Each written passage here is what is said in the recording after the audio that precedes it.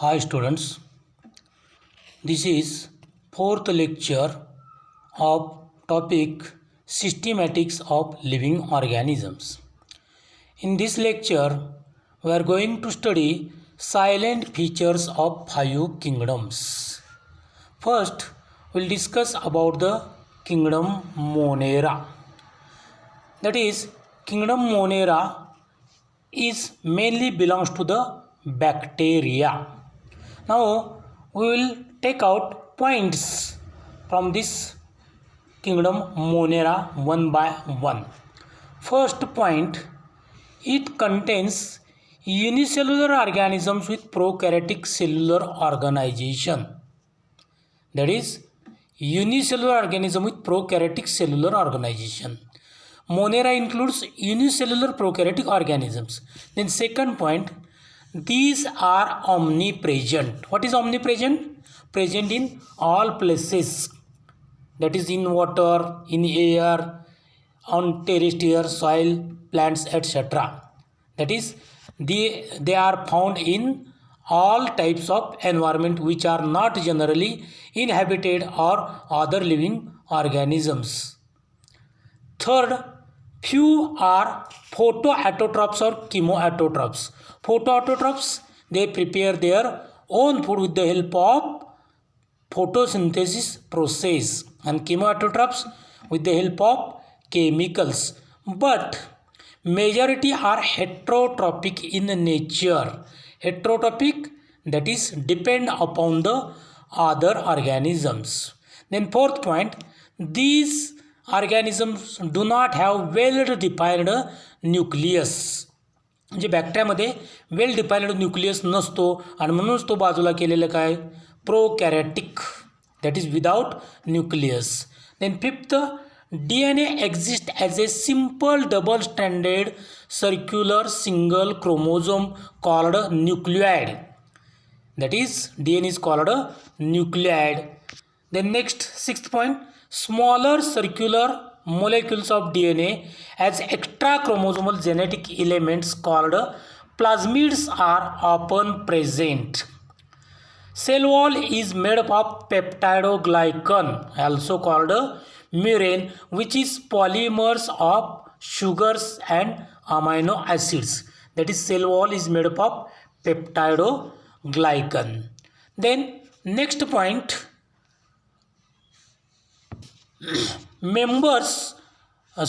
membrane bound organelles, that is mitochondria, chloroplast, endoplasmic reticulum are absent.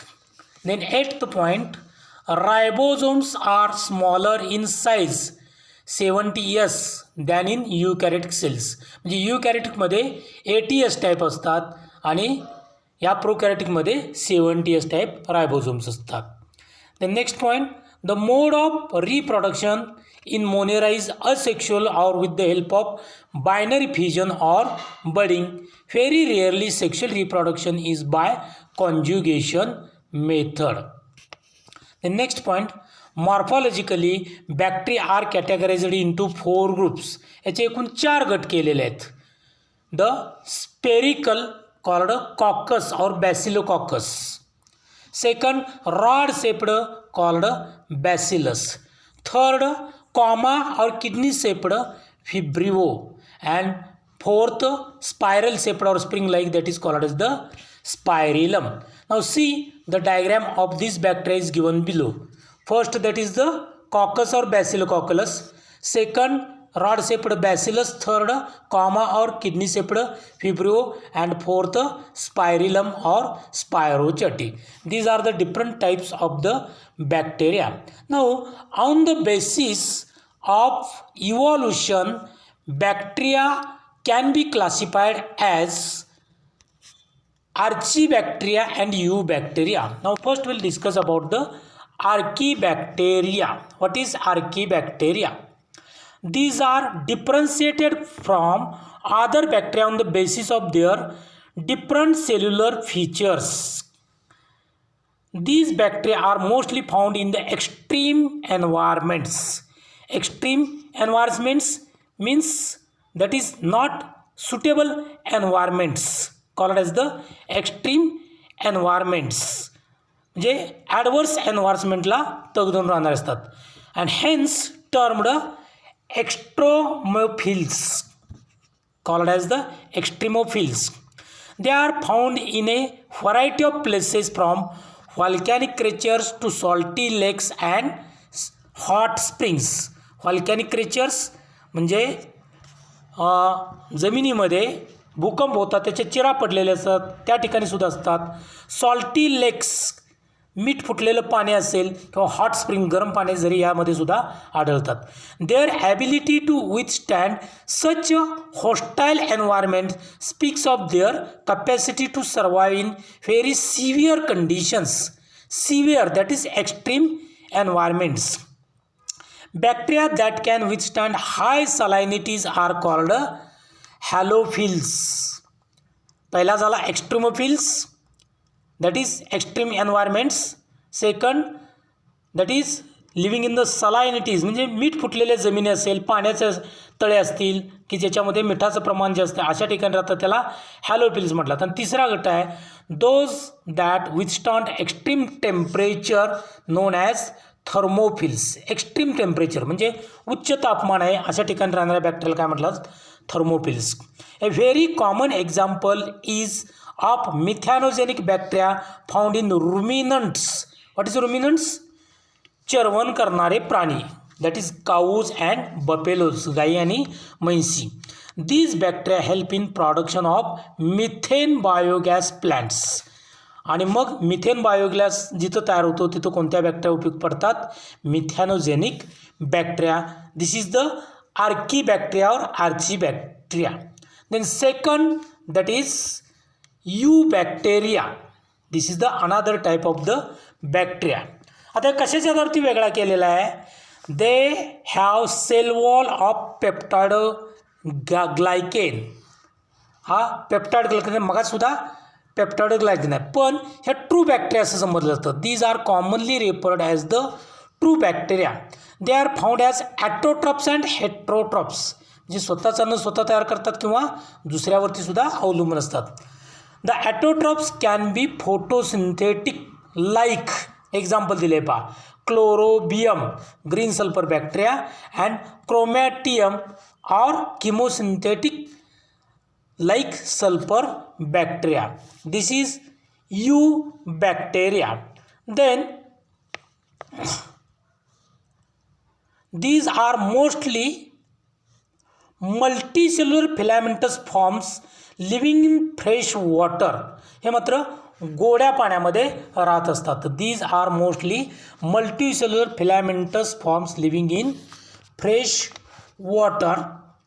The body is covered by mucilaginous sheath. Mucilaginous sheath श्लेष्मल बुळबुळीत पदार्थाचा आवरण असतो. खाली diagram दाखवल्या पहा म्युसिलॅजिनस सीथ कवरिंग दिलेलं आहे आणि फिलामेंटस अशी काय बॅक्टेरिया आहे. That is the filamentous bacteria covered by mucilaginous sheath. The genetic material is typical prokaryotic. ह्याच्यामध्ये जेनेटिक मटेरियल म्हणजे DNA असतं. हे टिपिकल प्रोकॅरेटिकमध्ये जे आढळतं ते वेगळ्या पद्धतीने आहे. त्याच्यानंतर ॲडिशनल काय आहे? The chlorophyll a, chlorophyll b, carotenes and xanthophylls are the photosynthetic pigments. आणि याच्या सहाय्यानं ते स्वतःचं अन्न स्वतः तयार करतात किंवा प्रकाश संश्लेषण करून करतात म्हणून यांना काय म्हटलं आहे autotrophs. Then filament shows heterocyst which helps in nitrogen fixation. आता हा हेट्रोसिस्ट महत्त्वाचा आहे पहा. याच्यामध्ये इथं हा हेट्रोसिस्ट दाखवलेला आहे की ज्याच्यामध्ये नायट्रोजन फिक्सेशन केलं जातं आणि याच वनस्पती मग आपण बायो फर्टिलायझर म्हणून वापर करत असतो. तर याच्यामध्ये हेट्रोसिस्टवरती भर द्या. हेट्रोसिस्ट महत्त्वाचं आहे. Then heterotrophs are the most abundant. ॲटोट्रॉप्सचा वरती पाहिला. आता हेट्रोट्रॉप्स मोठ्या प्रमाणात आढळतात. Most of them are decomposers and known for breaking down the large molecules in simple molecules or minerals. यातल्या काही बॅक्टेरिया असे आहेत डिकम्पोजर्स म्हणजे एखादा प्राणी जर मेला तर तो कुजतो लगेच. तिथं कुजवण्याचं काम या बॅक्टेरिया करत असतात heterotrophs. So these are called as the decomposers.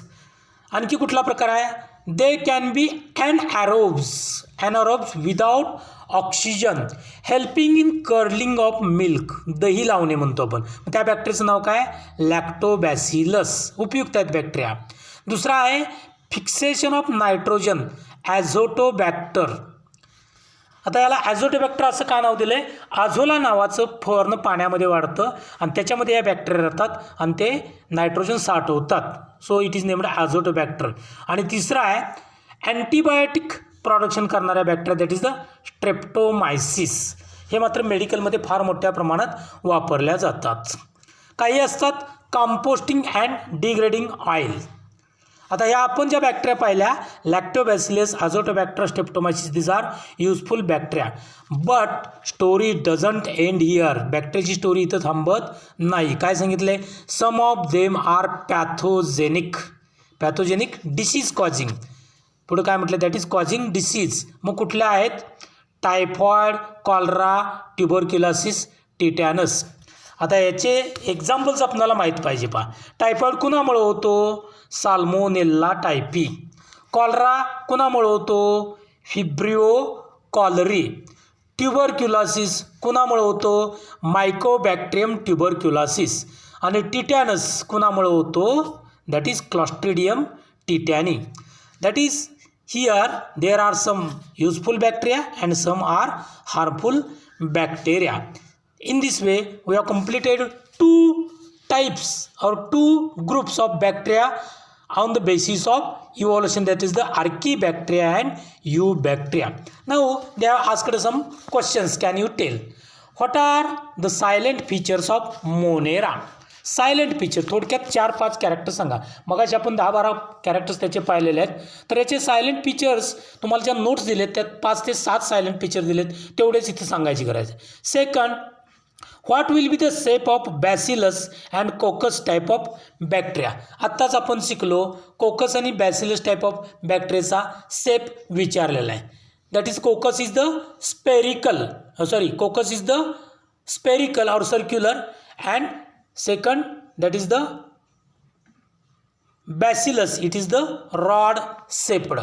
This is coccus and this is the bacillus, this is spherical and this is rod shaped. Then third question they have asked, that is write a note on useful and harmful bacteria. Just we have discussed useful कुठल्या कुठल्या आहेत, Lactobacillus, azotobacter, स्ट्रेप्टोमायसिस. आणि harmful कुठले आहेत, आता इथं harmful नावं दिलेली नाहीत, पण मी आत्ता तुम्हाला नावं सांगितलीत. टायफॉइड कुणामुळे होतो, साल्मोनेल्ला टायफी. कॉलरा कुणामुळे होतो, फिब्रिओ कॉलरी. ट्युबरक्युलोसिस कुणामुळे होतो, मायकोबॅक्टेरियम ट्युबरक्युलोसिस. आणि टिटॅनस कुणामुळे होतो, क्लॉस्ट्रिडियम टिटॅनी. तर आता तुम्हाला नावं सांगितलेत मी, पण इथं खरं तर तुम्ही नावं शोधायची असतात. Let it be, we have completed 2 types of the bacteria on the basis of evolution. Then third one they have given in very short, that is mycoplasma. आता हा वेगळा का काढला, it is also one type of bacteria. These are smallest of the living forms. They do not have cell wall, हेच महत्त्वाचं आहे याच्यामध्ये. आणि म्हणून तो बाजूला काढला आहे आर्कीबॅक्टेरिया आणि यूबॅक्टेरियापासून. का, they do not have cell wall.